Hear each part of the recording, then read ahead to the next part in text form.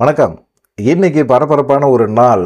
அப்படியே வாக்கு எண்ணிக்கை மையம்லாம் பார்த்தீங்கன்னா, பயங்கர பதட்டமான ஒரு சூழ்நிலை.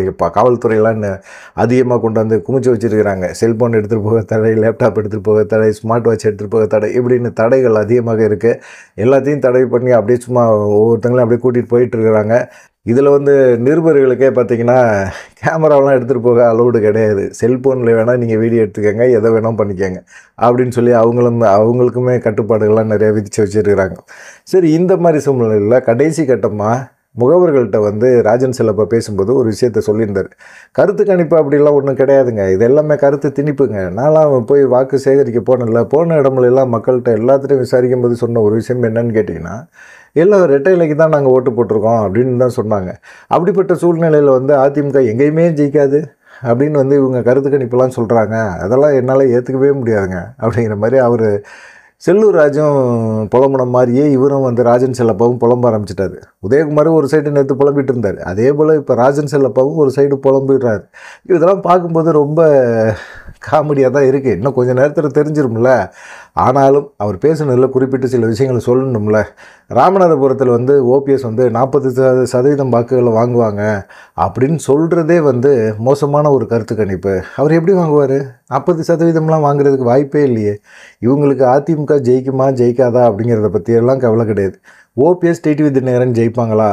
ஜெயிச்சிட்டாங்க அப்படின்னா நம்ம கட்சி அழிஞ்சிருமே அப்படிங்கிற ஒரு பயம்தான் கடைசி வரைக்குமே அவங்களுக்கு இருந்துக்கிட்டே இருக்குது. அந்த பயத்தின் வெளிப்பாடு தான் இப்போ அவர் பேசுனதுலையுமே தெரியுது. அவர் சொல்கிறது என்னென்னா, ராமநாதபுரத்தில் ஓபிஎஸ் 40% வாங்க மாட்டார் அப்படிங்கிற மாதிரி சொல்கிறாங்க. இதெல்லாம் கருத்து கணிப்பே கிடையாது. ஓகே, கிட்டத்தட்ட அவர் டெபாசிட் வாங்குறதே கஷ்டம் அப்படிங்கிற மாதிரி ஒரு குற்றச்சாட்டையுமே வைக்கிறார். எதுக்காக உங்களுக்கு இந்த பயம்? ராமநாதபுரத்தை மட்டும் பேசுறதுக்கு என்ன பயம்? அதே போல் டிடிவி தினகரனும் சரி, ஓபிஎஸும் சரி டெபாசிட்டே வாங்க மாட்டாங்க. ஒரு 10,000 வாக்குகள் பெறுறதே மிகப்பெரிய ஒரு கஷ்டம் அவங்க அப்படின்னு சொல்லிட்டு இருந்தார். அதே போல் கோயம்புத்தூரில் கருத்து கணிப்பில் அண்ணாமலை வெற்றி பெறுவார் அப்படின்னு சொன்ன அந்த விஷயத்தையுமே சொன்னார். 1,00,000 வாக்குகள் வந்து காணா போச்சு அப்படின்னு சொல்லி அண்ணாமலை குற்றச்சாட்டை சொன்னார். அப்புறமா எப்படி அவர் வெற்றி பெறுவார் அப்படிங்கிற மாதிரி ஒரு கேள்வியை கேட்டிருந்தார். இதே கருத்தை தான் வந்து எடப்பாடி பழனிசாமியுமே சொல்லியிருந்தார். கிட்டத்தட்ட ஒரு 10 நாளைக்கு முன்னாடி சொல்லியிருந்தார்.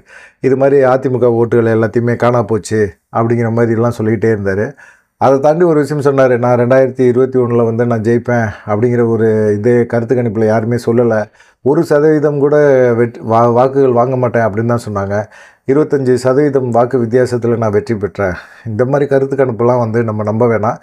நீங்களாம் ரொம்ப உற்சாகமாக இருங்கப்பா அப்படின்னு முகவர்களுக்கெல்லாம் எல்லாத்தையும் சொல்லிவிட்டு ரொம்ப கண்காணிப்பாக இருங்க.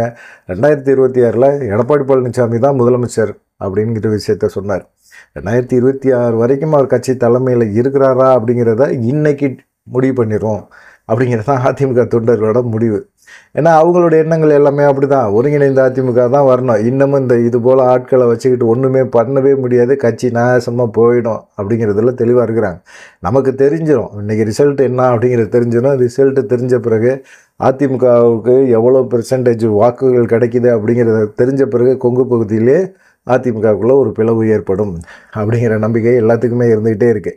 இவர் வந்து 2027 எடப்பாடி பழனிசாமி முதலமைச்சர் ஆவார் அப்படின்னு சொல்லிட்டு இன்னமும் அவரை உசுப்பேற்றுறதுக்கு தென் மாவட்டங்களில் இந்த மாதிரி எல்லாமே சிலர் அலைஞ்சிக்கிட்டு தான் இருக்கிறாங்க.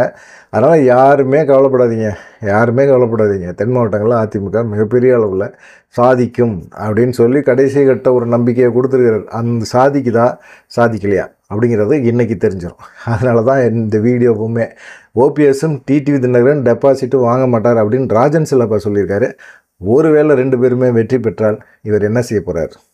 அதுதான் கேள்வியே. தொண்டர்களோட கேள்வியே அதுதான். 2 பேருமே ஜெயிச்சிட்டாங்க அப்படின்னா ராஜன் செல்லப்பா. நன்றி, வணக்கம்.